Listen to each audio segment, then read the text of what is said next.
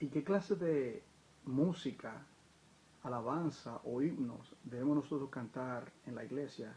¿Cuáles agradan a Dios? Bueno, esa pregunta, que por cierto traería todo tipo de argumento en todo el campamento de los santos. Cada uno tendrá su argumento en pro y en contra de su posición. Mas, sin embargo, en lo que tiene que ver con el culto a Dios, Dios no le ha delegado esa función de determinar lo que le agrada a él o no al hombre. Dios nos dirige por medio de los principios que están en las Sagradas Escrituras.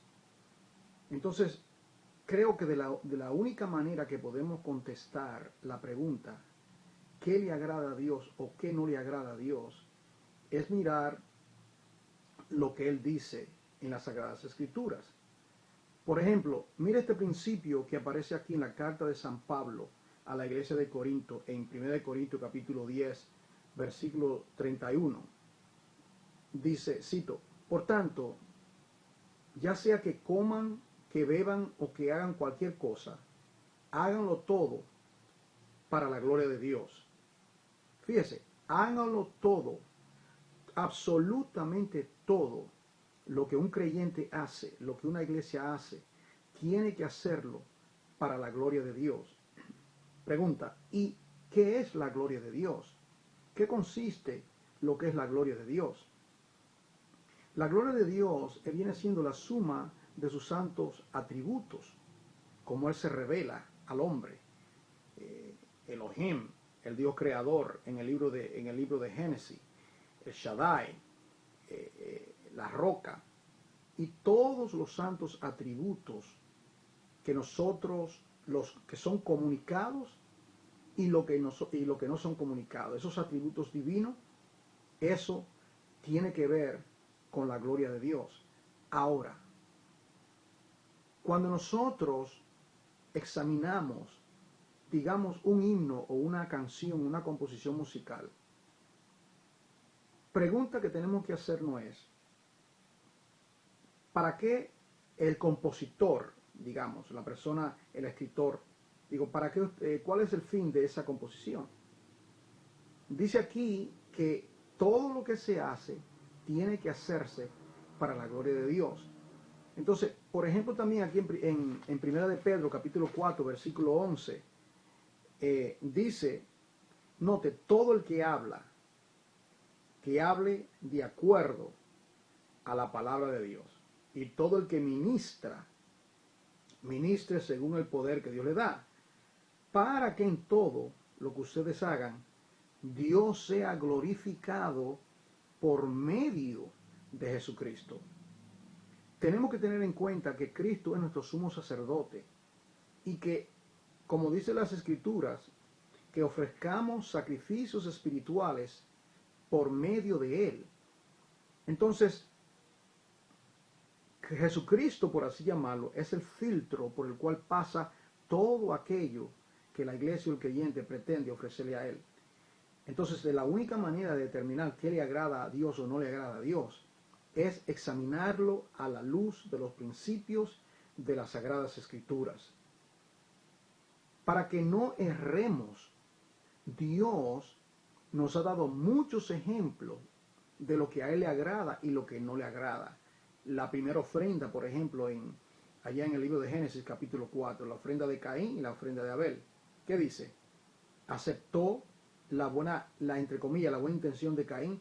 Dice que Dios no miró con agrado la ofrenda de Caín y que miró con agrado la ofrenda de Abel. Entonces es una cosa o la otra. No hay gris, no hay neutralidad.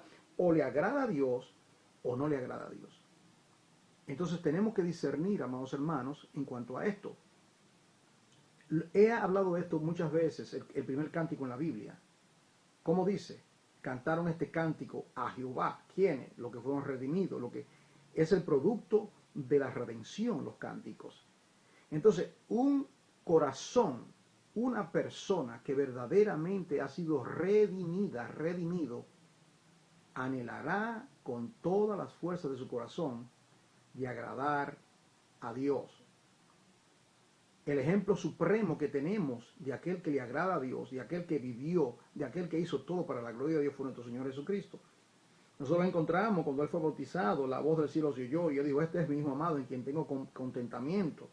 Lo mismo lo veo en el monte, allá en el libro de Mateo, cuando Él se transfiguró delante de sus discípulos. El Padre habla y dice, este es mi Hijo amado en quien tengo contentamiento. Entonces el Padre tiene complacencia en su Hijo y su Hijo no va a presentarle nada, absolutamente nada, que el Padre no va a aceptar. Eso explica, por ejemplo, en el Antiguo Testamento nosotros tenemos muchos casos, cuando por ejemplo, en el caso de los hijos de Aarón, Nadab y Abiú, una buena intención, trajeron incienso, pero el incienso era extraño. ¿Y qué aconteció? Muerte, muerte. El pueblo de Israel en Éxodo 32, ¿qué aconteció? Bueno, como Moisés fue al monte, se hicieron una imagen representativa, entre comillas, de un dios, el becerro de fundición. Resultado, juicio. 3.000 murieron a filo de espada en ese incidente. Entonces, lo que agrada a Dios, tenemos que filtrarlo por medio de las Sagradas Escrituras. Usted, pastor, usted, músico de alabanza, líder de alabanza, haría bien usted en tomar el repertorio de todas las canciones que usted tiene. Ciertamente nosotros lo hemos hecho aquí en la Iglesia del Cuerpo de Cristo en la ciudad de Nueva York. No se puede permitir ninguna alabanza, ningún cántico, ningún coro que no tenga tenor, sabor, que tenga base bíblica. Porque dice que si uno ministre conforme a la palabra de Dios. Entonces, los cánticos es la antesala al sermón. Entonces, por medio, lo hemos dicho muchas veces, las herejías también brotan de los, entre comillas, los adoradores, los artistas, los salmistas, que no salmean, he dicho. Entonces, es imprescindible, amados hermanos, que nosotros, en torno a los cánticos, a las alabanzas, a la adoración, olvídese de la música, tome la letra primeramente, y luego la música. No puede ser una música sensual, una música que simplemente me mueva la carne y lo que me da a mí es deseo de bailar y cuando estamos en el mundo. Tiene que haber, como dice uno de los salmos, cantad salmos a su nombre suavemente con el arpa. Amados hermanos, yo tengo carga en esta área del servicio a Dios porque hay mucha corrupción en medio del campamento de los santos en torno a lo que tiene que ver con la adoración. ¿De qué manera discernir? Solamente, amados, solamente, mire, por medio de la palabra del Señor.